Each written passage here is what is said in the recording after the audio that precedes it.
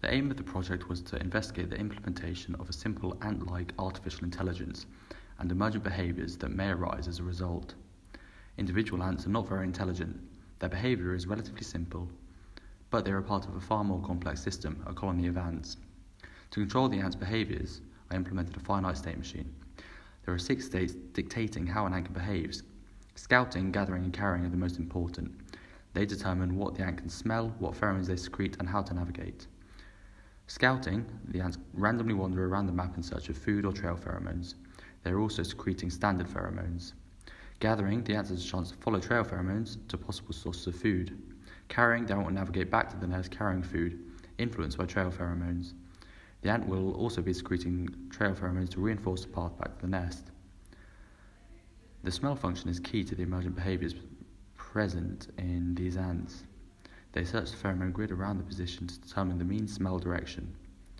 There is then a chance that the ant will follow the pheromone path if it's strong enough and the random direction vector doesn't throw the ant off the path. Throwing the ant off the path is key to the optimization of the pheromone trails though. If by chance a shorter path is found, it is likely to become the new trail. Pheromones are placed on a grid, which the ants have access to determine smell directions. There are 3 pheromone types: standard pheromones, trail pheromones, and negative pheromones. Standard pheromones are used to help guide ants back to the nest if no trail is present. Trail pheromones are used to recruit ants to gather food, and negative pheromones are used to stop ants from running into unwalkable surfaces. Lastly, the colony is dynamic. As the colony gathers food, more ants are produced by the queen, so the colony grows. However, as they run out of food, they die, and the colony will shrink in size. The size of the colony influences the speed at which routes are optimized and food is gathered. Complex behaviors emerge from these simple systems despite no centralized control. Individual ants are able to communicate and work together to gather large amounts of food efficiently and quickly as a colony.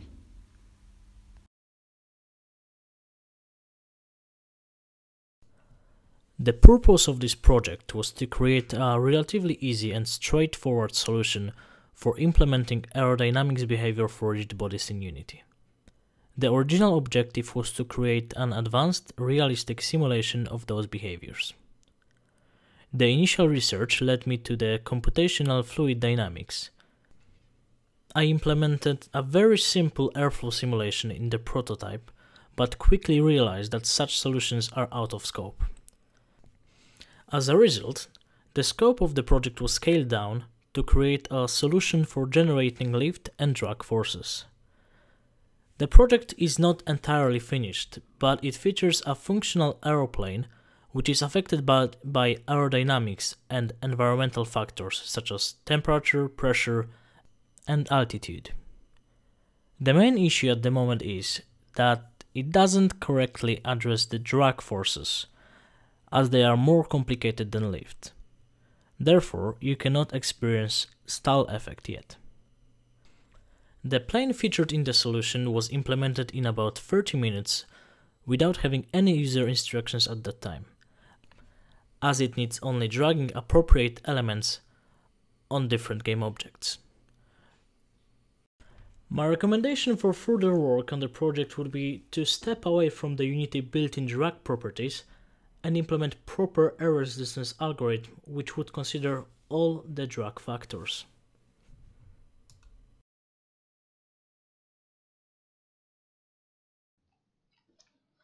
Hello, I'm James Clark and this is my project, a simulation of rain and puddles on the GPU. As the title would suggest, my project was to construct a system to render and simulate rain and puddles on the GPU. It was done in DirectX 11 with a few additional libraries such as ASIMP and ANTWeakBlow. Unfortunately, due to time constraints and poor time management, the project is unfinished, but I am able to go over some of the key points of what was implemented and what is left to be implemented as well. First of all, as part of the pipeline to rendering the rain, there are 2 textures which are generated at runtime. One of these textures is filled with random values, whilst the other is one solid color. The purpose of these textures is to hold the x, y, z values of the rain which will be used for the instances later. Next, the pixel shader. The pixel shader is quite simple. It just decreases the y value of the color to simulate the particle falling downward. The vertex shader doesn't quite properly function, It does feature a lot of the code they would need to function. For example, the float 3 xyz is a sample of the pixel at the point of the instance ID. This would then apply the position from the pixel shader to the instance of the ring, alongside the view and projection matrices. Next, using the shader, a full screen quad would be used with the aforementioned pixel shader, which reads the first texture. The value of this texture is then copied over into the second texture. Then the instance particles will be rendered by looking up the texture 2. The process repeats, swapping between the two textures every frame. So, whilst due to the aforementioned poor time management, the project is very lacking in terms of visual content.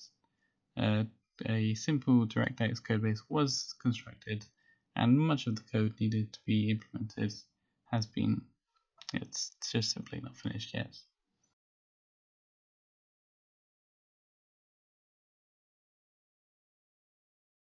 My project attempts to address the problem of a lack of historical considerations in AI systems by introducing runtime generated heat maps. The project focused on creating a tower defense game to provide an easy way to interpret the effectiveness of the heat map generation. The deaths of in-game units form the heat map information, which steers pathfinding and governs the types of actions the enemy director uses to try and beat the player. When the enemy director is unable to reach the player's base for a certain amount of time, it becomes enraged. In this state, the director's action set changes, and it focuses on overwhelming the player with special units. After a brief period, the director becomes exhausted, during which time it is unable to perform any special actions, and its energy gradually degrades, giving the player a chance to clear the board before the director returns to normal. The director's actions can have a significant impact on its chances of beating the player. For example, in this scene, the director reacts to the high intensity of deaths from laser towers by boosting enemy health for a short time, allowing them to absorb more damage and reach the player's base. The disruption caused by this decision overwhelms the player, resulting in a victory for the enemy director.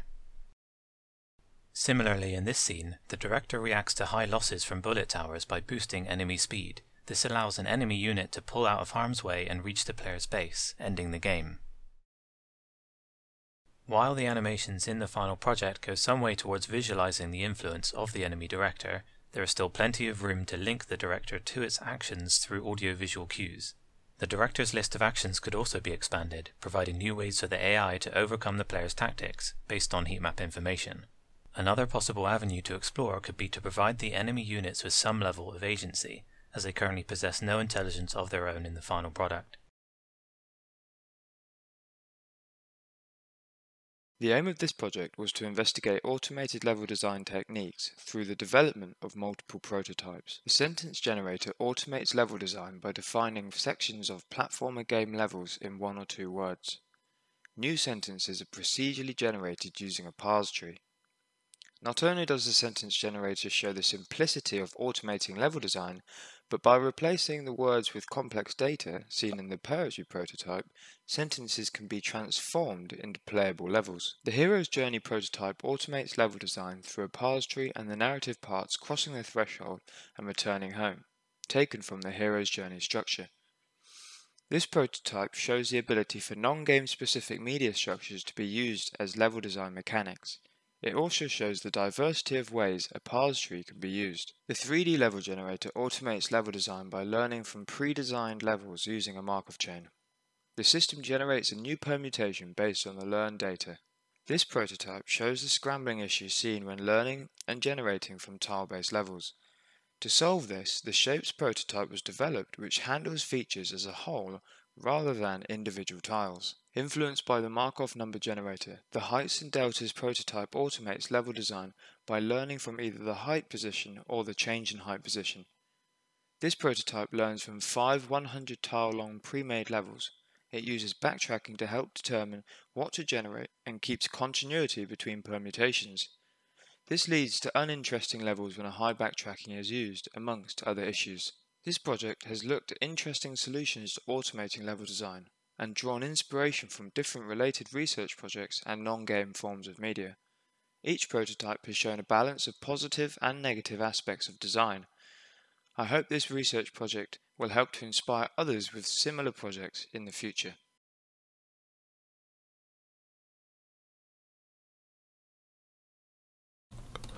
Hello, welcome to the final submission video for the Eclipse Engine System CTP project.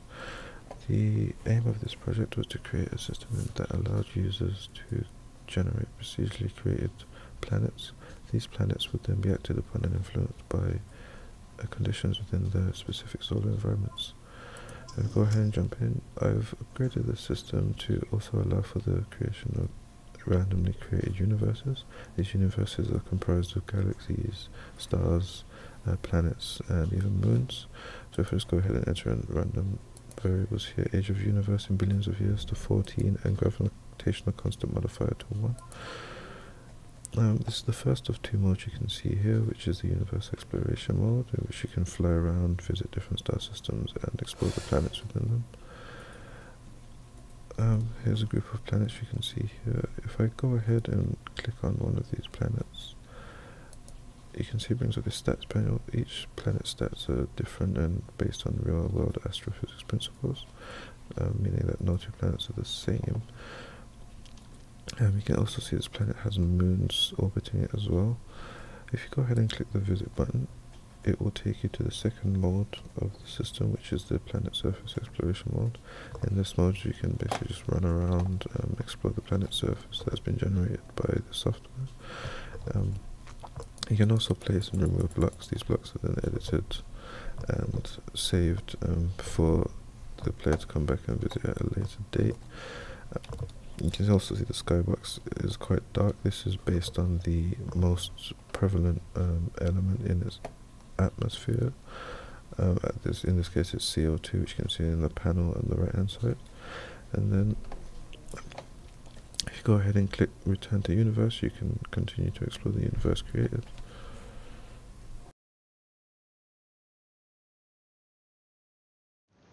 Hi there. What you are currently seeing in the background is my artificial intelligence system for controlling actors that interact with objects within a world. As you can currently see, these actors are attempting to simulate the daily routines of human life.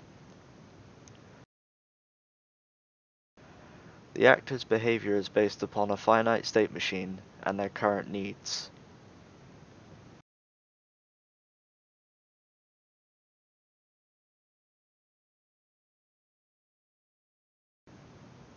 There are a few modifiable values available during runtime.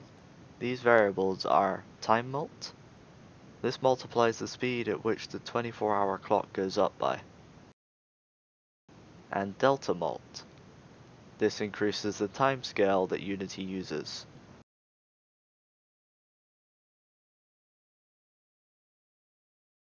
The other function that is exposed is the ability to fire somebody from their current job. This makes the actors search for a new job.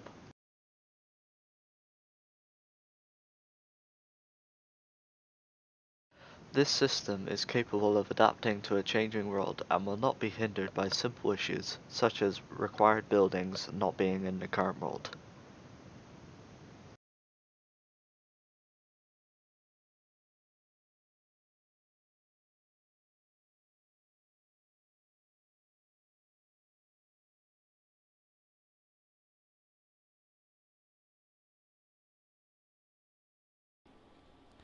Hello and welcome to this demonstration of City, which is a system for organically spreading information within game worlds.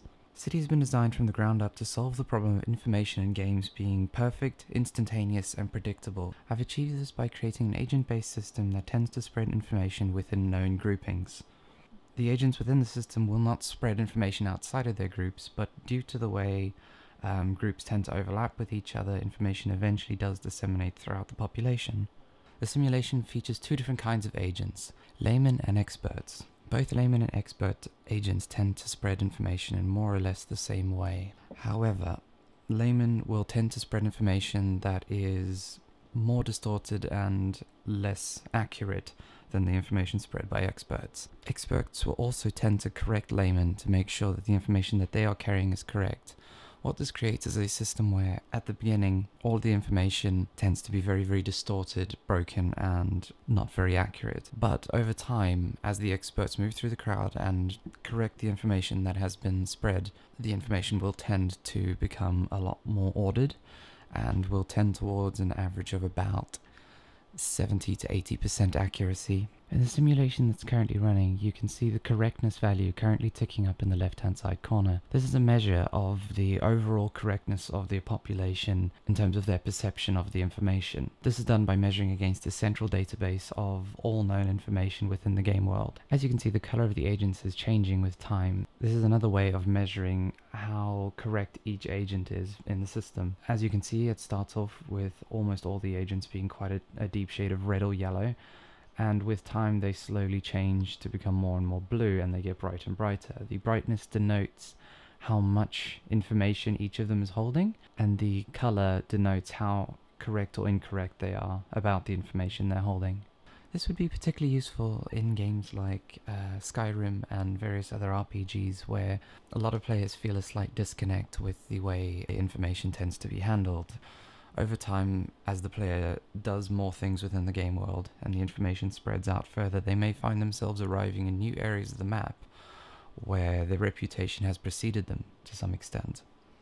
This should lead to a much more immersive experience for players.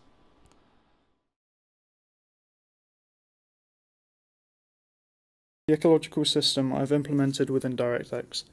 The height values of each vertex is distributed between -2 and 2, allowing for varying heights across the terrain. One of the highest points is chosen as the source point for the water, allowing the water to flow around the terrain to some degree. Automata is a series of units within a model whose behaviours define their creation or destruction. Within this simulation, the plants are seen as the units within the model being the simulation. For each cell within the simulation, every surrounding cell is checked for its type. The number of each type is stored and used to calculate the probability of a cell changing to that type. To help recreate a high level of water realism, the water has a random chance to spread to a cell around it, as long as the cell's Y position is less than or equal to the current Y's position. The plants have their own unique requirements for them to be able to grow.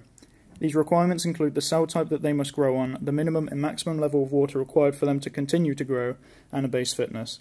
This fitness is used to determine whether a plant should be removed from the simulation. Should the water level available be outside the plant's own boundaries, the plant will start to decrease its fitness level. Should this fitness hit 0, the plant will be removed from the simulation. Should the water level available stay within the plant's boundaries, the plant will grow while increasing its age. Then once its maximum age is reached, it will be removed from the simulation.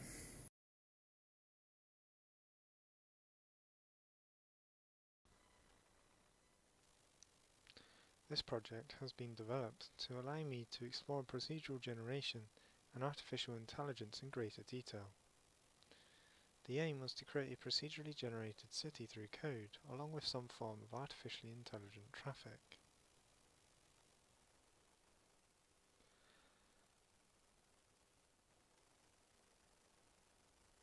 The system works by firstly combining a quadtree algorithm with Perl and noise to create a city layout. From this data, the building zones can be established. The roads are then generated from this data using a tile bit masking system to select the correct models. The buildings themselves are generated randomly. This is done by firstly selecting a main building section, i.e. the tallest part, and applying possible mutations to it based on the remaining space within the building zone.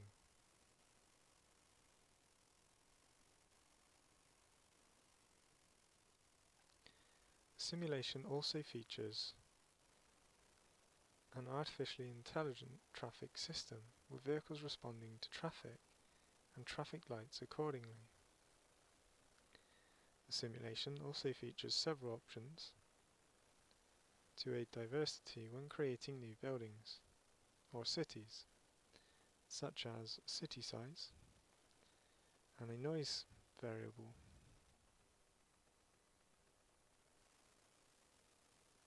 Traffic can also be generated. By clicking Generate Buildings, the city layer is retained, but all buildings are remade. And finally, by selecting an individual building, it can be remade on its own.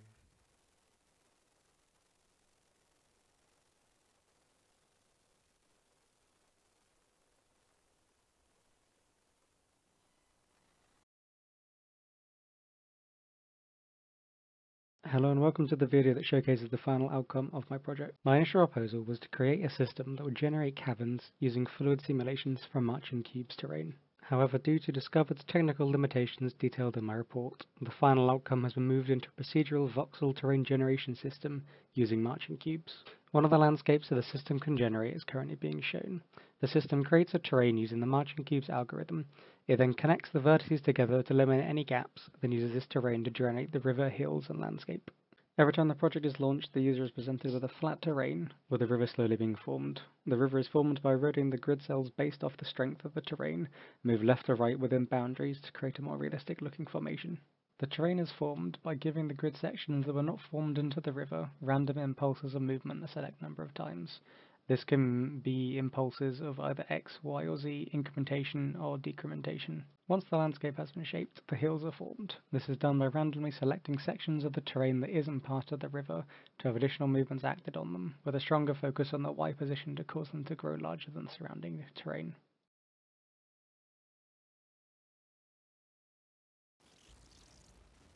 The outcome of my project was to produce an artificial intelligence that could competitively play a digitalized recreation of the board game Battle Sheep against a human player and 2 other intelligences. To achieve this, I formulated a personal search method for the AI based on principles of brute force and A-star searching. The AI exhaustively evaluates all the tiles it can move to and gives them a cost value similarly to A-star proportional to some information about the tile, such as the number of tiles surrounding the tiles to move between and the number of tiles owned by other players around the tile to move to. Although this might seem computationally expensive, being an exhaustive search method, since each tile can only control 16 tiles at maximum, and each tile can only move to a possibility of 6 locations at maximum, there's a relatively low number of calculations to consider, even when factoring all 4 players. Additionally, the AI considers the likelihood of being trapped by the player and the ability to trap the player when evaluating moves. These encourage the AI to perform logical moves that are likely to end in favourable results. Although the AI is the focal point of the project, due to the user interaction required, I created an informative HUD for the user displaying some important information. It gives the user some insight into where the AI has chosen to move and allows them to anticipate the moves of the AI in future. In return, the AI will adapt to changes on the board and attempt to play against moves the user makes. This results in a flowing and competitive game of Battle Sheep between the user and 3 intelligences.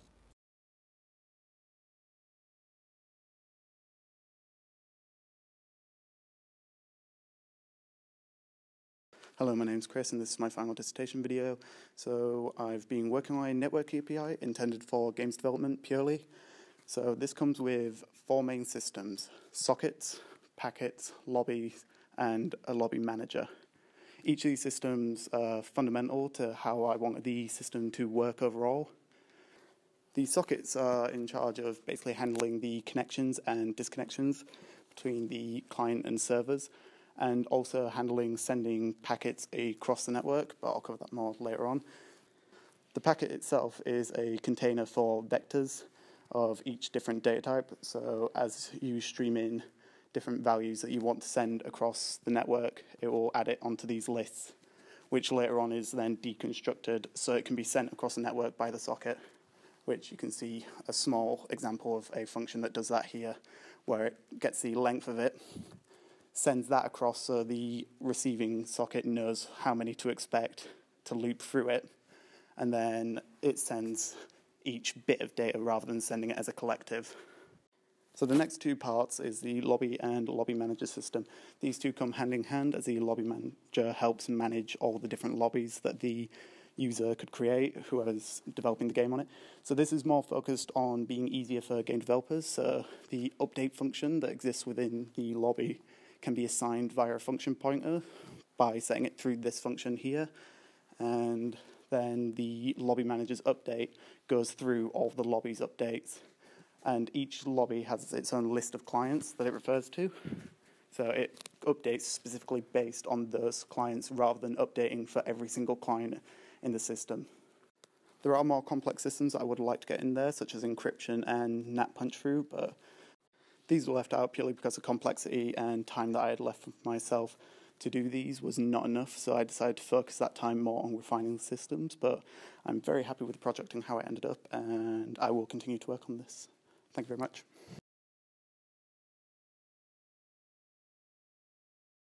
AIs in games are generally designed to always perform optimally, even when presented with situations they may not have encountered before. Compared to this, a new player usually starts the game with a lower skill level that increases as they progress. This project's main objective was to create a system which can be used to produce game AIs that have more human-like progression to their decision making. I planned to accomplish this by combining behavior trees, an architecture commonly used for game AI, with reinforcement learning. The final outcome project is split into two systems, a custom C# library for creating behavior trees that can use reinforcement learning, and a Unity prototype with some AIs that have been modeled using the library. The class library contains the framework for developing behavior trees with reinforcement learning. It has base implementations for some of the node types most commonly used in behavior trees, such as sequences, selectors, and actions. A different node type has been created by adding Q-learning to a selector node class. The agent learns with this node by using rewards that are received based on what state it is in and what action was performed.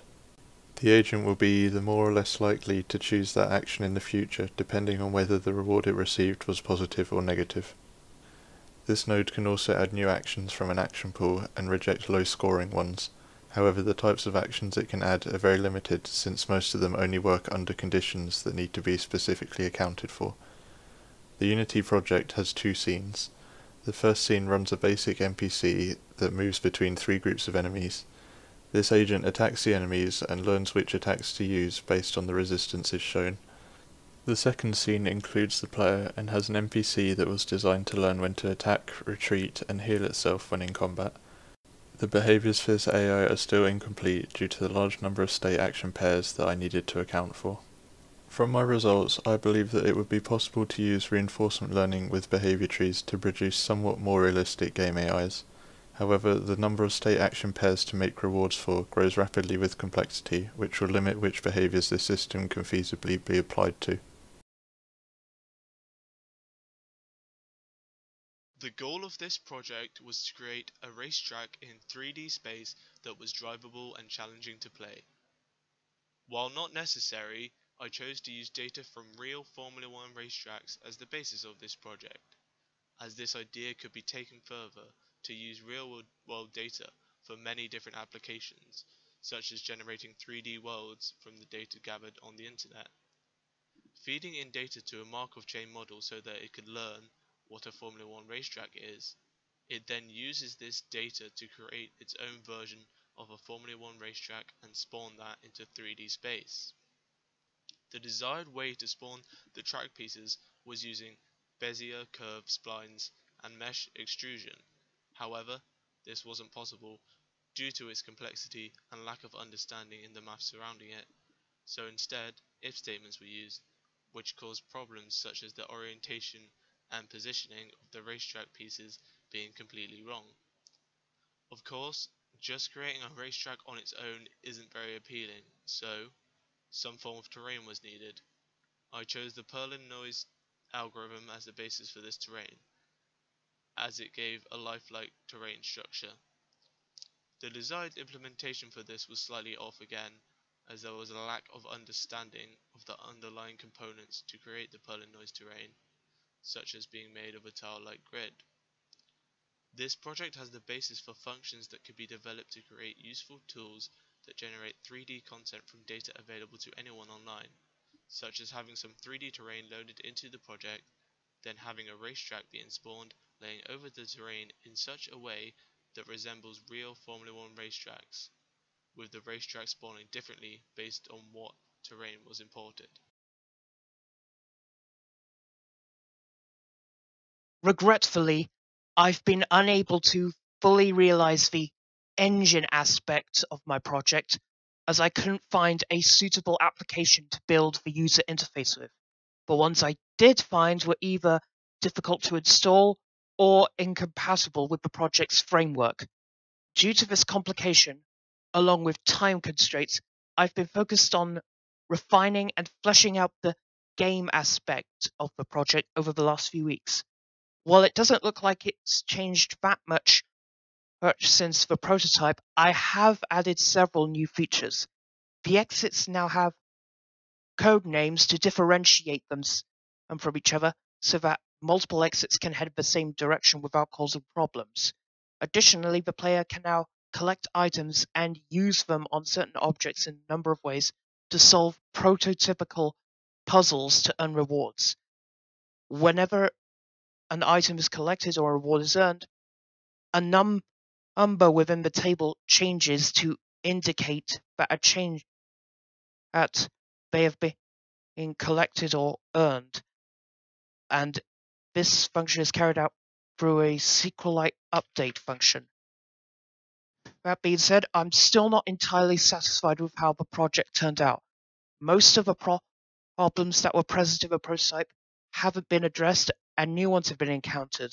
For example, the path direction variable within the createPort function becomes corrupted whenever the function is carried out and causes it to crash.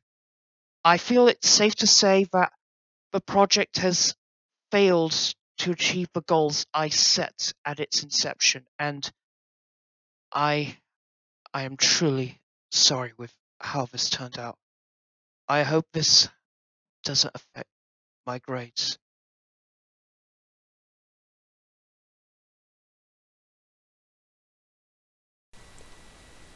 One issue facing many indie developers who wish to create their own games is lack of tools or already available solutions which tackle the issue of living worlds. What you see here is a data-driven simulation in which 3 different NPCs move from point to point, performing various actions to fulfill their needs. Each NPC can have different needs. Let's switch to NPC 3.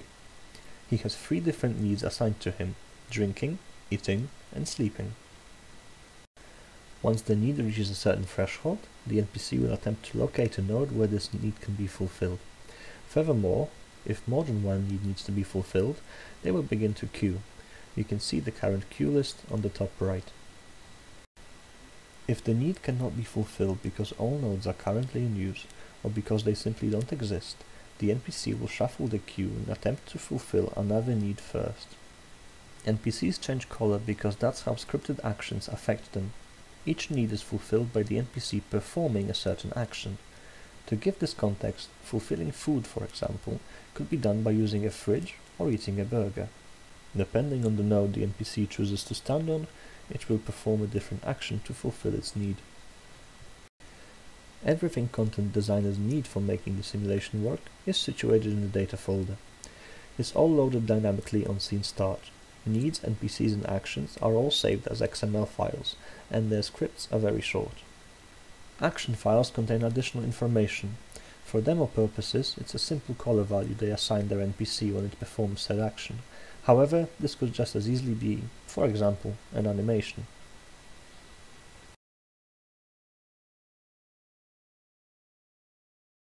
Over the course of this project, I developed a system which detects objects in an image and uses this data to create sprite sheets. When the network launches for the first time, it takes few seconds for it to load. Once it's ready, it looks at a picture, like the one I took in our computer lab, and it detects all objects visible in that picture. It lists objects detected as well as the time it took to identify them. It then outputs a new image with bounding boxes and labels drawn on top of it. This is especially useful if you want to double check if everything was properly detected. As you can see, the program is not perfect, but it did a good job of detecting a student at the back who is barely visible. We humans can clearly see him, but if you think about it, the computer only sees the back of the head, half of one arm and a portion of his torso. Yet this is enough for it to determine that a person is visible in that area of the picture. I also implemented a way for it to create sprite sheets out of images. So if you look at this simple stock image of 4 chairs standing in a circle, you can see that the program has no issues detecting them. But now, as it specifically checks for each object, it also looks for the file that matches its description. In this particular case, the first image it detects is a chair, so it looks into the folder where all sprites for chairs are kept. It then chooses the chair specified by the wanted color, though because color detection was not fully implemented yet, it defaults to red, and then it saves that image before moving on. It does this for every object detected in the image, and at the end it loads all pictures into one file, producing the sprite sheet. This particular sprite sheet isn't that useful, but it's a working proof of concept. More complex pictures could yield bigger sprite sheets, which are essential for developing 2D game levels. The gamification of a digital twin project tackled the challenge of applying game theories and mechanics to a digital twin.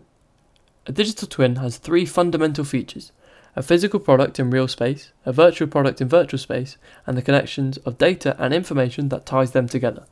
A dashboard in modern cars is an extremely basic example. When a door of the car is open, the dashboard will show an image representing the car with the correct door open in the diagram. In this project, the connection was achieved using an SQL database. The use of SQL meant that other useful features could be implemented. For example, a login system was created, with the ability to create a new user too. Here you can see a user being created with the necessary tables being populated with the corresponding data.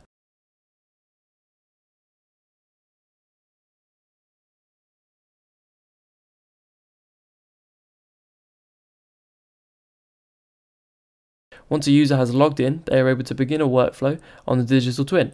As mentioned before, one of the fundamentals of a digital twin is that physical product. However, given the hardware limitations of this project, a simulated digital twin was made. The cabinet on the right represents that simulation. If not for the hardware limitations, this would be a point cloud collected from the sensor of a Microsoft Kinect that would show the current state of the real-world counterpart. Instead, it is simulating the real-world process simply by allowing the user to drag and drop blocks into the cabinet as you see here. The project was not made with a focus on just digital twins. The other key feature, gamification, is a process that is done agnostically. The agnostic system was created with the idea that theoretically any digital twin can be passed through this system, and its metrics will be gamified by applying game theory to them. For example, in this case, the metric is the number of blocks needed to be placed, and the number of mistakes the user makes. These are counted as tasks and lives respectively. The time taken to complete a task is also recorded.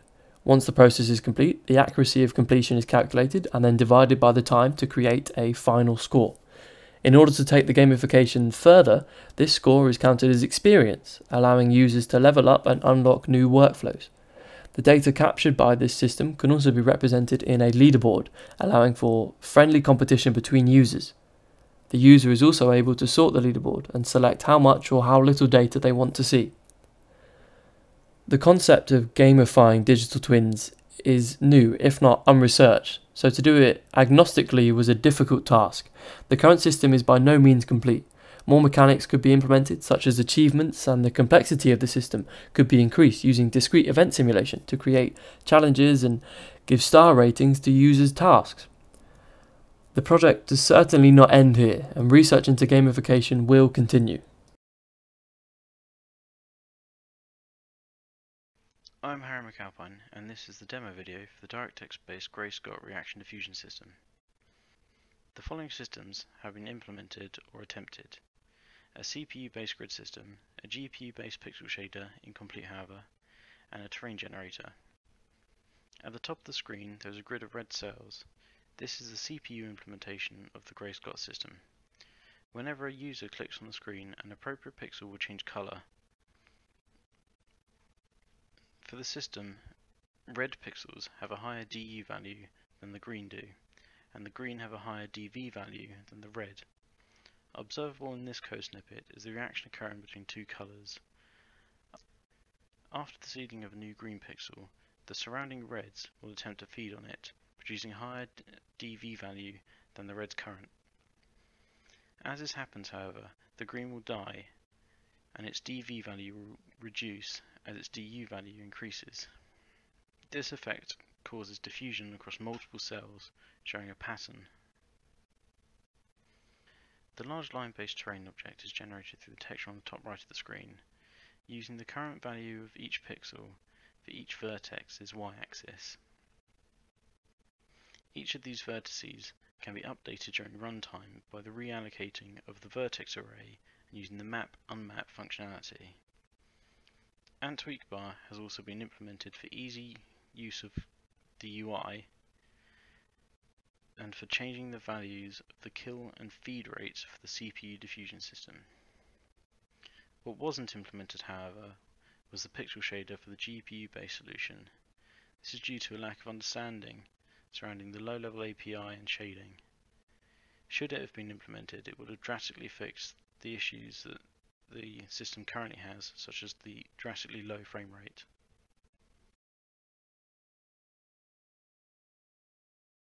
The goal of this project was to create a real-time SAM simulation using the discrete event simulation method.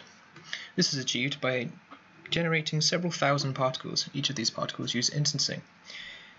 Each particle has a velocity, acceleration, and position vector. These vectors control all of their movements and interactions they have with other particles. The changes in these vectors are calculated every update, where the sum of the velocity and acceleration calculates the new velocity of each individual particle. This is then added to each of the particles' position vector. These vectors are continually changing, firstly due to the addition of gravity, and secondly due to any collisions that happen between particles. These collisions are entirely elastic, meaning all velocities between them are transferred, and there's no loss of kinetic energy or velocity. Each of these particles uses a sphere collider to calculate its collision response. External collisions can be activated by pressing this button, or when the average velocity of all of the particles becomes lower than a certain number. When a particle collides with the rest of the particles, it creates an indentation. This indentation is very useful for situations where, say, a player is stepping on the sand particles and you want to have the showing of the outline of their foot. This is a less detailed version, can be applied in the same way. To optimize this project, a derivation of the 3-layer system from the paper animating sand as surface flow has been used. 2 layers are made instead of 3. These layers are calculated by finding the average position of all of the sand particles and then making a box of about a third of the size of that average position. Any particles inside this box become the static layer. The static layer is removed from all physics calculations, which means any for loops of the physics calculations are reduced by the number of objects inside the static layer. This can significantly change the FPS of the system, and it reduces the number of calculations that need to be done by the amounts that are in the static layer. The use of this 2-layered system does limit the generalization that this project can be used for. It no longer has the capabilities of being able to move the entire pile of sand to a different place because the static layer is only calculated once and then is never able to move again or have physics calculations applied to it. If you wanted to recalculate it each tick, this would cause a large amount of processing power to be pushed towards it. This could be solved using threading, but in the current state of this project, this is not possible. In this project's current state, the number of particles being able to render to effective 30 FPS is limited to around 3,000. This could be improved by further optimizing the project through the use of spatial partitioning, threading, or offloading some of the calculations towards the GPU.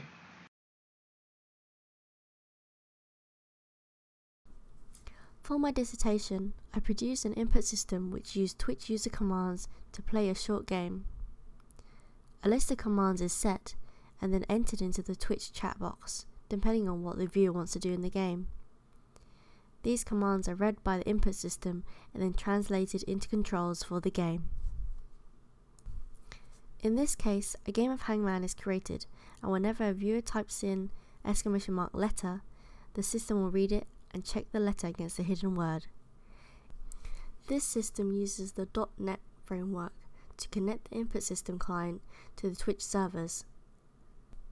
It then logs in and reads the messages from the Twitch chat. If it is correct, the letter will show itself within the hidden word.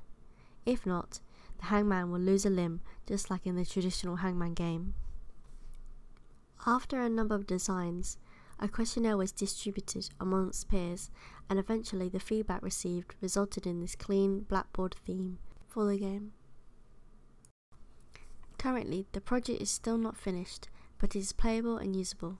With more time, I would like to develop it further by including a timer for votes so that the screen doesn't look frozen all the time and doesn't confuse viewers because of the delays. I would also like to include a system which permits players to submit word suggestions to add a bit more variety to the list of playable words. It would also be nice to have a continuously moving chat box on display so that the list of commands are continuously being displayed on the screen. And lastly, it would be nice to have a visual display of the incorrect letters that were picked as well.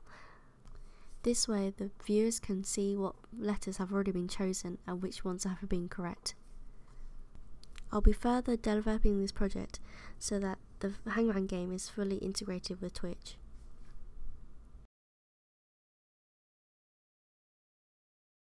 This project was to create a two-dimensional Texas no-limit hold'em poker simulation game that serves as a training and learning tool with an artificially intelligent opponent. Despite not fulfilling all of the desired elements of this project proposal, several systems have been created which have ended up being sturdy and useful for the project. As you can see, dynamically instantiated cards are dealt to two players which have been shuffled 13 times through a modified version of the Fisher-Yates algorithm. As shown here, it works by manipulating an array of the deck of cards, iterating through each element, and finding a new randomized element within the deck to swap the card with. It does this for all element indexes in the array, and so creates a realistically shuffled deck of cards to use. As a turn-based game, a robust game state system has been created to manage the game's flow and handle the events of the game. From this, the user interface buttons on screen change dynamically in usability to assist the player in knowing what they can do at any one time.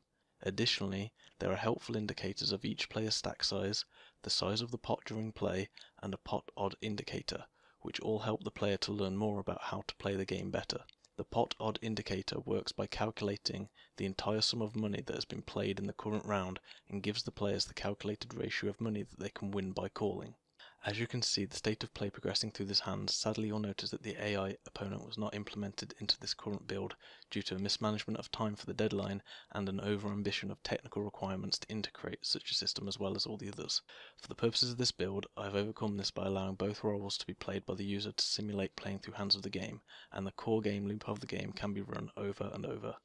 Whilst there is a missing piece of the project's proposal, the other features created in this project have met the original vision, and behind the scenes I have developed some useful systems. For instance, the functions used to evaluate a player's hand and the cards on the table, find the best combination for the strongest hand and doing so for an opponent, then finding a winner between them and awarding the money appropriately was a time-consuming job that has produced excellent results. Using no external plugins, databases or libraries, I have created useful functions that could be taken and applied in other games.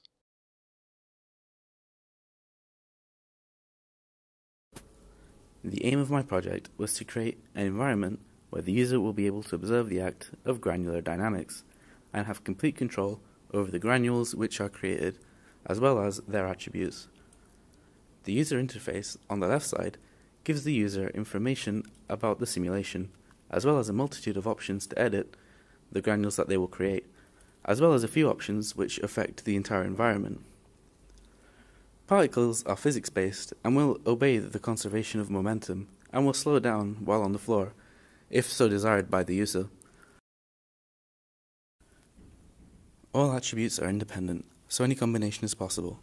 Particles with a heavy mass tend to sink towards ground level, and the light ones will stay on the surface. It is possible to edit the bounding box surrounding the particles, and they will react accordingly, going up when the floor is dragged up, and being allowed to fall when the floor is dragged down.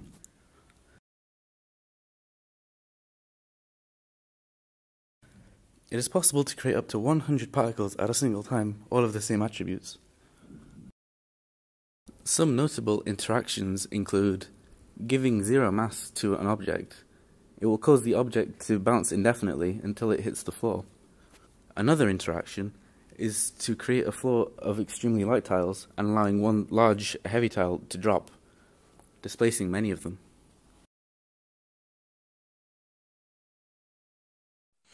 Hello and welcome to my CTP project of fire simulation using geometric cubes. As you can see, when I run the simulation, you can spot a cube. However, this is not a simple cube. Once pressed L on the keyboard, it will ignite the cube, causing vortex cubes inside of the cube to set on fire. These smaller cubes will then propagate fire all around this larger area, spreading it correctly to the left, right, up, down, bottom, top, and not going further than the user's width and height parameters or attributes that they had selected. You can see that the fire, by pressing L, starts from a random location. This is something I did like, as on occasions it spawns inside of the object, causing it to burn from the inside out.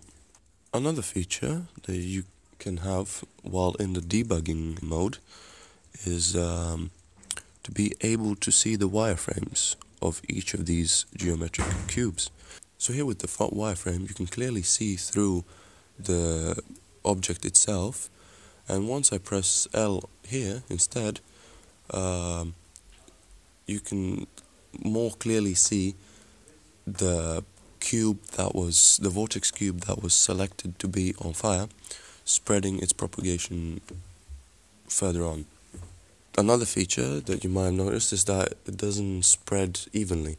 This is because I added a slight random change in fuel, thus causing this effect where they all don't die at the same time.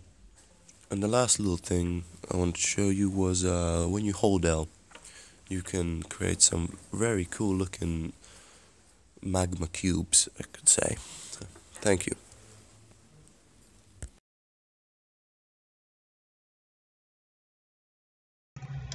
This project consists of a set of object behavior analysis tools for recording, querying, and visualizing data in Unity, with a secondary focus on accessibility. The first tool is the object tracker, which records data such as transforms about a chosen object in the scene to a run data file and a database at frame intervals set by the user. The next tool is the playback bot, which takes one of those run data files recorded by the object tracker and uses it to visualize the tracked object's movements by going through each entry in the file and moving to the transform stored there, as so. The database interface is the main method of querying data within the database. Users can create queries with a specific number of runs, or create queries using all runs from a particular day, or featuring a certain custom event, such as, in this case, the car crashing. These queries are then visualized using the snapshot camera to create heat maps.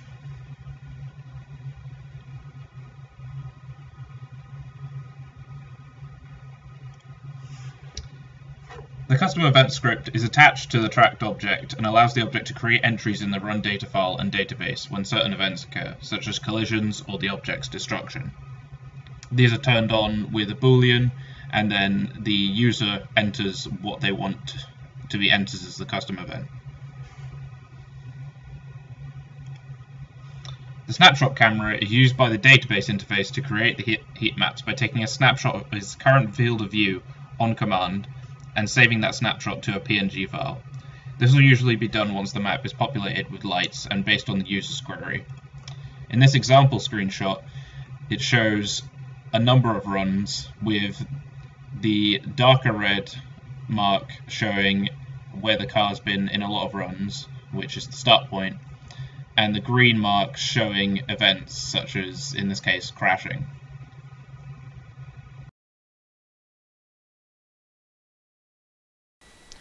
Hello and welcome to my Common Sense AI. Some of you may be wondering what Common Sense AI is, but please allow me to tell you where the idea first originated. The idea came around when I was using archers to attack very heavy infantry. This was a very bad idea, as you can expect, and it led to, of course, the death of all my archers. But this left me with an idea. If those archers had some sort of common sense, like they knew that attacking the enemy would result in their deaths, and therefore would have refused to attack, how would the battle have played out? This is the concept of my dissertation, to create an AI capable of understanding when it is possible to win an engagement. I decided to use Unity engine to work with my dissertation, believing that Unity's pre-built features such as the automatic rendering system and the pre-built functions would help me create a decision system for the units. As you can see in the example, I have 7 red squares that are my units and the enemy has 3 white circles.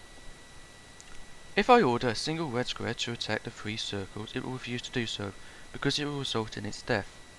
Whereas if I select 5 of my units and order them to attack, they will perform this order as they will see that it would result in a win for them. This works by when the player has 1 or more units selected and orders them to attack an enemy unit. It will pass all values relating to if they are good or bad into the decision tree to work out if the attack could result in a victory. Currently, good values are players' attack, defense, health, as well as the number of friendlies, and the bad ones are the enemies' attack, defense and health, as well as the number of enemies. There are a few current problems with the project. As of now, the code only works when attacking, and more development would be needed to expand these options, such as including when they should retreat or where to defend. And there is currently another problem not relating to the decision tree, where units have a bug when moving due to the nav mesh, which hopefully will be fixed later either by Unity or myself.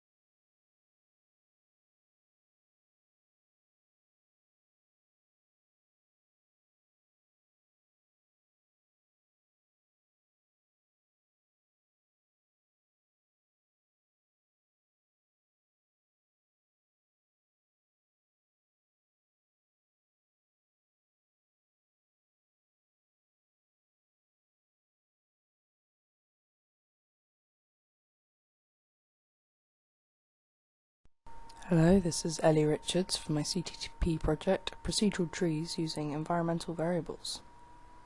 Shown here is the map editor first produced, with a series of sliders and drop-down boxes reflecting these variables. Shown here, I'm selecting a medium amount for each variable and putting these trees in the top left corner. By making changes to both the wind direction and the light direction, we can change the way the branches are influenced in the way they bend towards the light or away from the wind. I've sped up the process here of assigning different variables to each tile, with extreme values, medium values and low values all being given different areas. By pressing spacebar, you can then spawn a number of trees onto your terrain. These trees are placed using a ray casting technique, which sends a ray down from a high point and checks with a collision with any below terrain. A tree is then randomly placed in one position within its grid section, corresponding to any variables that the user has assigned. For example, the tree shown bending to the right here has been affected by wind coming from the east. A much more dramatic effect can be seen in trees such as this, where all the variables were sent to an extremely high value. This affects the distress, and ultimately the randomness in which the branches vectors are placed, resulting in this tangle of branches shown here, which while extreme is representative of some trees found in the real world. By zooming out, we can see the variety of trees in the environment, from extremely distressed, curved round, these straight branches shown here. If we then look in the inspector, you can see the hierarchy of branches. These trees were structured in a way that was easy to manage, and these branches form accordingly, with each being apparent to its host. The construction of the tree is apparent here, with green lines show line positioning that could be extracted to utilise a full 3D mesh for these trees.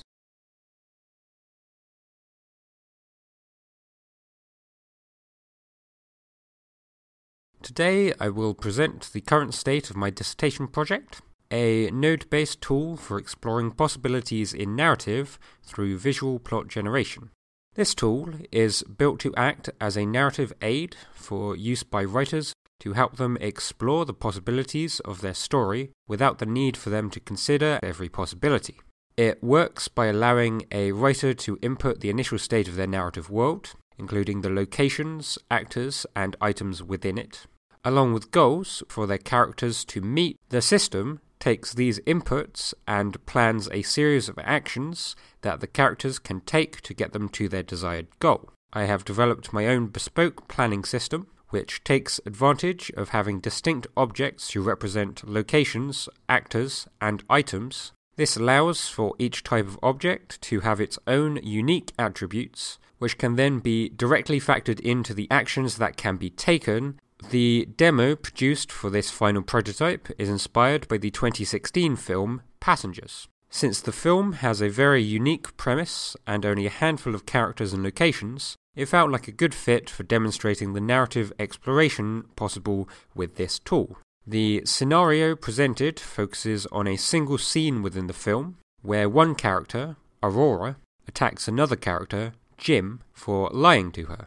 Here we can see the variations possible within the plot of this scene by simply changing a variable in the initial world state. Currently, there is no visual representation of the generated narrative, as it was deemed more beneficial to the project to focus first on the underlying planning system. Additionally, the current implementation of the planning system makes use of a breadth-first search, which unfortunately means that the system struggles with problems which required a large possibility space to solve. This project explored the creation of procedurally generated worlds which are then altered by AI. This requires three main functions to be fundamentally complete. These being a piece of terrain which is randomly generated, the agent's pathfinding so they can traverse this terrain, and the finite state machine for these agents to follow. The terrain's implementation was simple. Using Perl and noise and some variables in my own math, I was able to get some good results. While not as simple, the pathfinding that has been implemented is accurate and precise on the current map that's been created. This was built off an A* method and works efficiently using the current nodes on the map. And finally, the finite state machine that has been implemented on each one of the agents which are built onto the scene. Each agent in this case has a desire to create a house, and to create a house they must find wood from a tree. They'll use the pathfinding to find the tree, and then bring it back to the house to construct it. With all the fundamentals implemented, you can finally see how the agents work during runtime, each with their own desire to build their own house randomly selected on the map, using pathfinding rather than of A* to find the closest tree and build towards their home. This is visually represented by the trees falling down after the tree is extinguished, and the house growing randomly in size as wood is being deposited out there. When the agents complete their task of building the home, they'll spawn another agent, represented as their child, to go off and build their own home and follow the same path. Something that is not visually represented though, however, is man-made paths. Each time a node is walked across, it reduces cost, so the pathfinding algorithm will realize that's a preferred path and will take that compared to others. Being able to edit any of the map's values at any time gives you the choice to have any kind of map that you wish the agents to alter.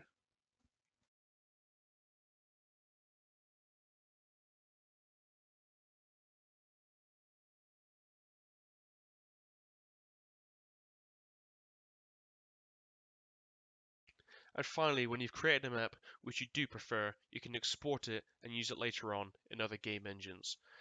Even though the textures for some of the objects do not render properly, this is fine as they can be edited within the engines themselves.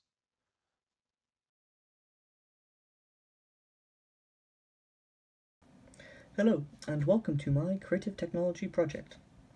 I have created a mobile virtual reality user interface template, with the purpose of this project being to compare, contrast, and investigate common features and possible applications of a generalized user interface using the Oculus virtual reality framework that uses the Gear VR mobile headset within the restrictions of a mobile phone.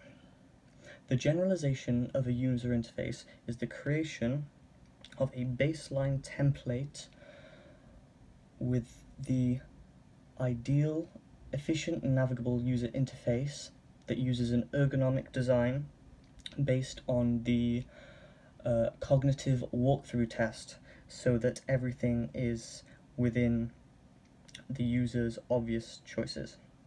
This is through the use and placement of diegetic pieces of environment that are within 80 degrees of the next rotation, non-diegetic user interface with a 45-degree turn down, and the Oculus framework that uses 4 states to click, double-click, hover, and deselect the buttons of all the interactable objects.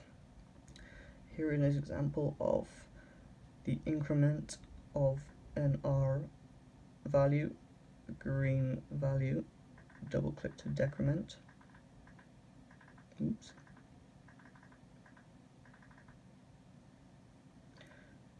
Thank you for watching.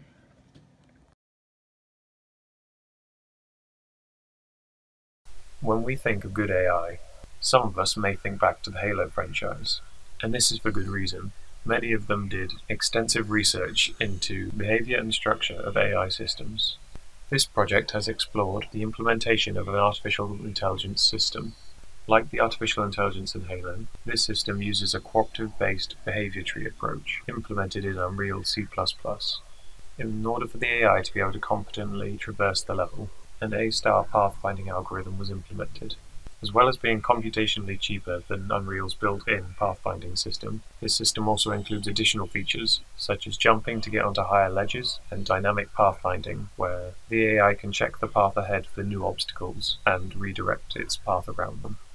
In order to create believable AI characters, the player must be able to perceive visible intelligence markers from the AI. In this project, animation blending has been used to mimic intelligent behavior, such as paying attention to and following the player, as well as displaying states of behavior through complex animations.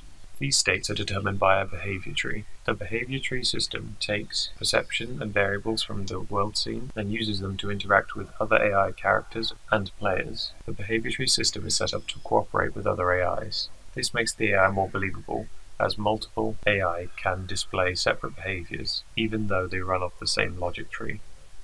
With further development, this project could turn into a fully fleshed out AI system for the Unreal Engine.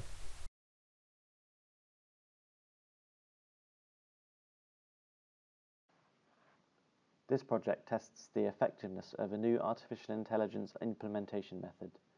A common way to implement AI is to use a finite state machine to control behavior through states. This implementation makes use of a virtual machine to emulate a computer system to run the finite state machine independently. On top of this, the system also runs many of these virtual finite state machines simultaneously, with each one handling a small area of the AI behavior. When combined, these behaviors allow for more complex behavior. To test the intelligence entity, a simple environment has been created using 2D sprites, and the entity has been given some simple finite state machine behaviors to allow for survival in this environment.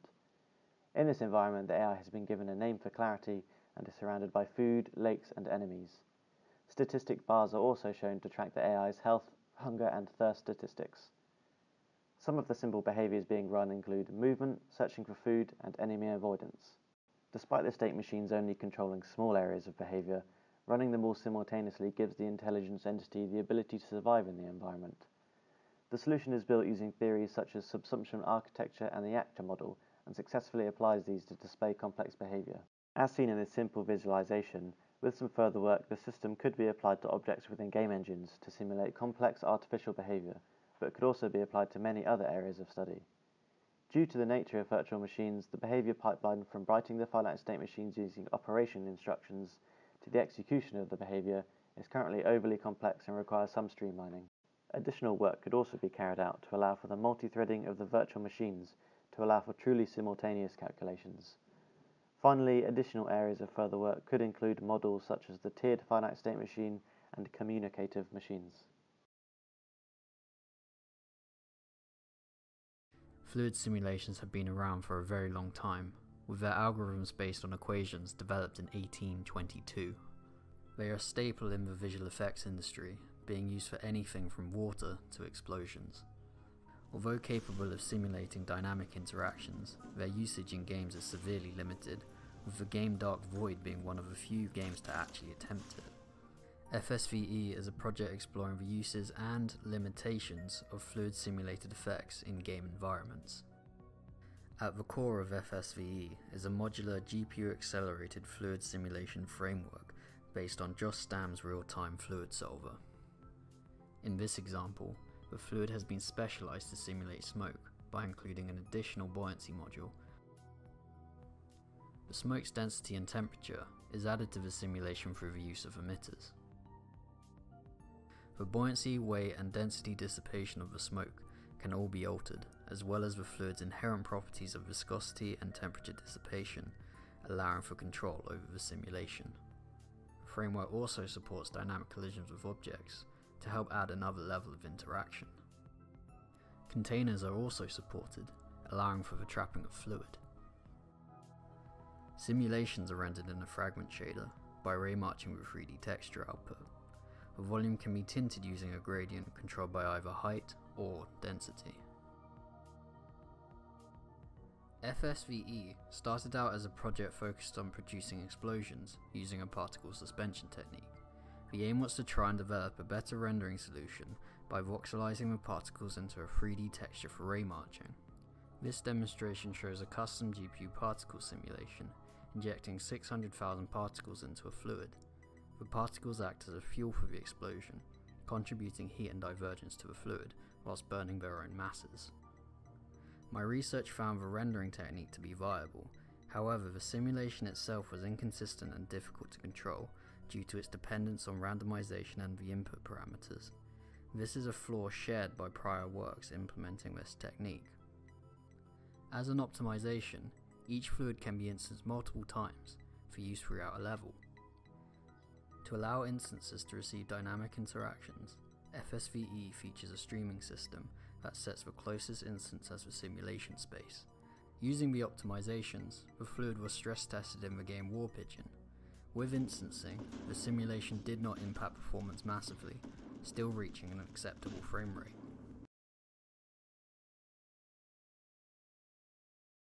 Hello. The aim of this creative technology project was to create an artificial intelligence based on machine learning to learn how to play and subsequently give advice to the user in a game of Hearthstone. To accomplish this task, I created two projects. The first, based on supervised learning, would get training data from the log files of Hearthstone directly and learn from the user playing the game. Since the game has a time component, in the first project I use recurrent neural networks, in particular LSTM cells, to encode this. But the first project was never able to learn to play, presumably due to the lack of training data, since I couldn't use any data that I hadn't collected myself, and collecting the training data is a very lengthy process. Using what I learned from this first project, I then created a second project, based on reinforcement learning, that uses a simulator to create virtually infinite training data. The second network does not have any recurrent behavior, because I decided to try a different approach by using backpropagation through time with Q-values training, as demonstrated by DeepMind in their project for Atari games. The second project is now able to learn to play cards, but the training time is immense, requiring at least 10 to 15 hours to get the first results. But theoretically, with a full training run of approximately 200 hours, based on similar networks, it should be able to learn to play the game. In order to quickly test the network, I ran a training session with a simplified network structure with only one fully connected layer, and after 6 hours of training, it learned to play some of the cards it had in the hand and attack with the minions played in the previous turns. The full network is composed of 8 fully connected layers and requires a lowering learning rate in order to not overfit. Therefore, full training was impossible at this time, but this is a partially trained, complete network that you're seeing now.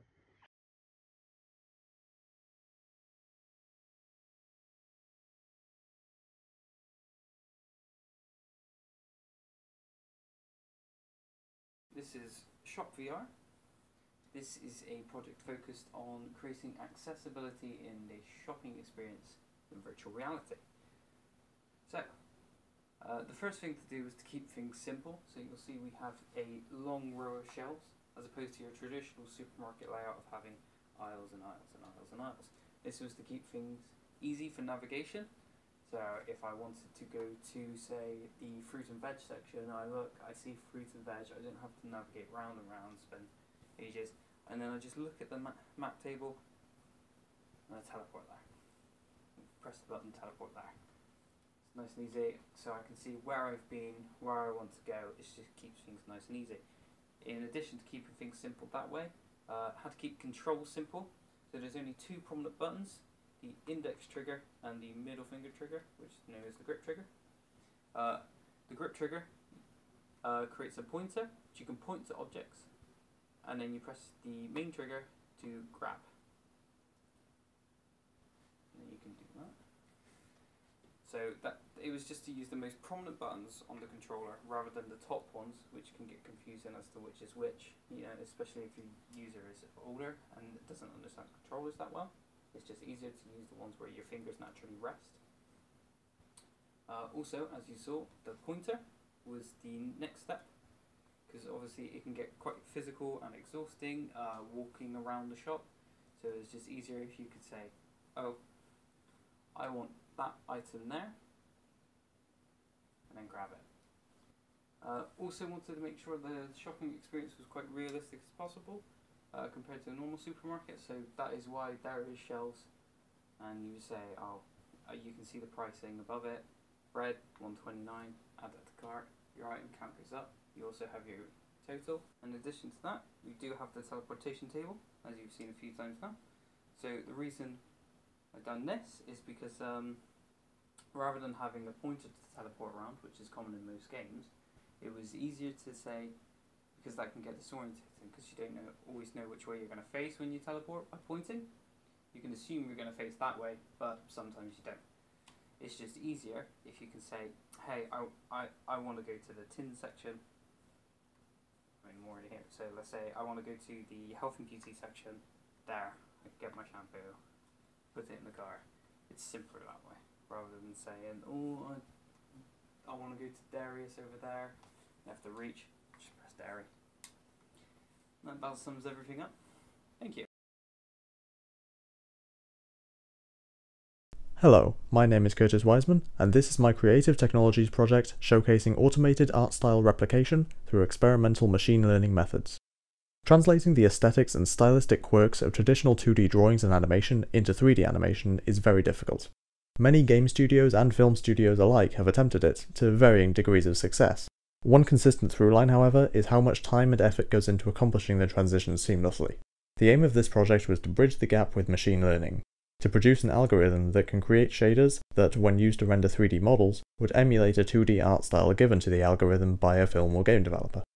To this end, it would alter the weights, colours and styles of different shader effects in a machine-trainable manner, theoretically arriving at an optimal solution.